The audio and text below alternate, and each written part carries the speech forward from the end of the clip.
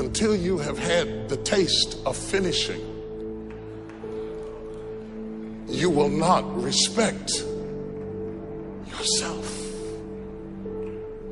Until you follow through, until something is done, come hell or high water, tears and struggles and pain, and you go through it anyway, and you show up and you continue to fight on no matter the circumstances.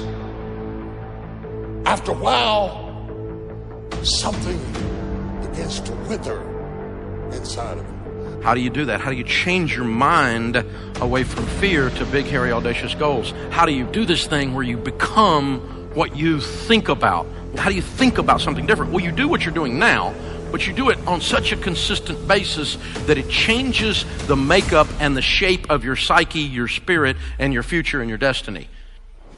You need to learn to think, because thinking makes you act effectively in the world. Thinking makes you win the battles you undertake, and those could be battles for good things. If you can think and speak and write, you are absolutely deadly. Nothing can get in your way. Number one thing in your world is not your education. It's your dream. So what you dreaming about, y'all? What you still dreaming about? What is God still showing you in your imagination? What are you so afraid of? Why would you not take that leap and go for it before you mess around and die? Why would you not go and see what God really got for you before you leave this world? Why would you hang on to a job? If you live in paycheck to paycheck right now, when you retire, they're going to give you 1/3 of what you can't live on now. They're going to give you a gold watch and a turkey, and they're going to set you on out to pasture. If I was you, before I leave this world, I'd go see what God really got for me. Just take a chance. Now here's why you should take the chance. Name me one time God has not pulled you through. Just name it. Name the one thing God has never pulled you through. If he ain't pulled you through it, he's currently pulling you through it right now. And the reason I know I'm telling the truth is because you're sitting in here. If God was through with you, he wouldn't wake you up no more. When he wakes you up, it's because he ain't through with you yet. He got something else for you. So why don't you go see what that is? Look, it's mostly black people in here. Why we keep living our lives like we still slaves? Why we got to live our lives like we owe them something? Man, you owe yourself something. Go be free. Go see what God got for you. Oh, Steve, that's easy for you to say. You rich. Hell, did you hear me? I lived in a car for 3 years. On October 8th, I won $50. October 9th, I quit. How big a jump you want to take? You ain't even got to do that. A lot of y'all got savings. You may not have 3 years up, but you only need a little bit. Just jump. Go see what God got for you. Quit sitting here in your life posturing like it's okay. Quit funking the fake. Quit faking the funk. Quit got people thinking you something you ain't, man, when you really know you won't be something else. Some people quit because things are out of control. Nobody quits what you can control. But the moment you get in something where you don't get your way, or you get reprimanded, or you get corrected, or you go through this, or you go through that, or you go through the other, or it's bad conditions or bad circumstances, the first thing the immature mind says is, this is ridiculous, I quit. You have to remind yourself, we all have a story. All of us have gone through very hard times. But when we're in a hard time, our mind has a way of forgetting what all we've overcome. I have a way of taking 1 second when I want to quit and saying, okay, you endured this. So I look at my life and how I came up as the ultimate training ground versus most people look at it as why? Woe is me. God, why? Why? I had to flip this upside down and say, hang on a second. God was training me to be one of the baddest men on the planet Earth. That's how this was my journey, because those things beat me, but they didn't kill me. You got to have a permeating attitude that you're going to win. You got to have a positive outlook. You got to be optimistic. You got to know you're going to win. You got to, right now, you got to say, I'm going to win. I don't mean just this contest. I don't mean the contest. I mean, I'm going to win. I'm going to win. My life is going to win. There's going to be a victorious life here. Because listen to me, the price you pay for losing here is too extreme. You have to carry the burden of failure the rest of your life. You carry that around with you if you fail here. The biggest thing that breaks my heart is you feel the spirit right now. And then when you get back, these dream stealers run into you. And they start to steal your dream. And you quit. You give up. You got to decide I'm going to win. You got to decide that the failure part of carrying failure, you've been exposed to what your life could be. If you fail here, the price is extreme. It's for to know you're going to win. You got to sell out. Yeah, I'm telling you, you got to become a sellout.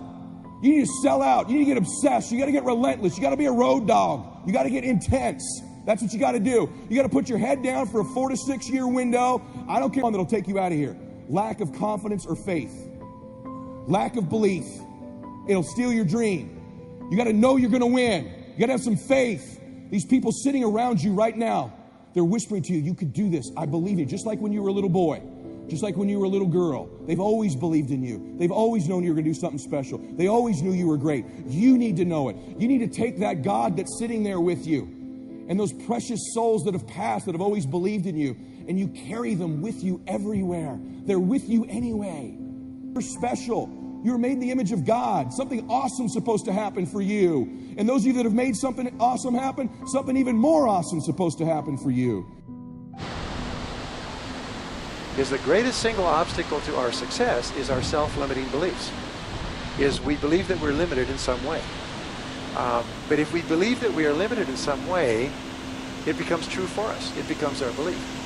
So the first thing you do is you have to challenge your self-limiting beliefs and realize that most self-limiting beliefs have no foundation in reality. How many times have you had an experience where you thought you had no skill or ability in some area, and then you started working in that area and it turned out to be pretty capable, and you're quite amazed and you never had that idea? The fact of the matter is we all have that throughout life. Sometimes you have so much potential, and what holds us back from using all of our potential is we believe that we don't have it. I will never forget. What are the 5 reasons that you won't give up when life catches you on the blind side? When the messenger of misery visits you, what are you going to do? What will keep you in the game when life knocks you to the canvas? Life's going to punch you right in the face. Life's going to fire you over and over again. You're going to be told you're not good enough. Your faith is going to be tested. Your family's going to look you in the eye and say, how do we get health insurance the next month? I don't know, but I know we're going to make it. You know who's going to bail you out? You know who's going to come and rescue you? You know who's going to come and save the day? No one. No one's going to come and do it for you. You're going to have to do it all yourself. See, the Buster Douglas that fought in the last fight was not the Buster Douglas that fought Mike Tyson. See, the Buster Douglas that got knocked down while fighting Mike Tyson had gotten out of an alcohol recovery center. His mother had died. His wife was ill with a terminal illness. He was considered a nothing, a bum. So when he got knocked down, Buster Douglas had a reason to get back up, because he said, I'm dedicating this fight to the memory of my mama. Life is hard, man. That's what it's about. Life is a challenge. If you don't work as hard as you can, if you don't sacrifice everything, if you don't get rejected and keep coming back for more, if you don't get your loyalty tested and your faith tested, you don't love that thing if you bail out. So if you fought through all that, that's love. So you got to have some reasons that when life knocks you down, and it's going to. Hello, it's going to knock you down. When people disappoint you, and that's going to happen. When they betray you, and that's going to happen. When they lie to you, and that's going to happen. When they say, oh, you can count on me, and they won't show up, and that's going to happen. When you want to throw in the towel and give up yourself, and that's going to happen. When life collapses on you and catch you on the blind side, what reason can you remember that you can call on, that you can reach on, that can make you get back up? Find that reason. Because when life had knocked me down, I said, life, I'm doing this because I want to make my mama proud of me.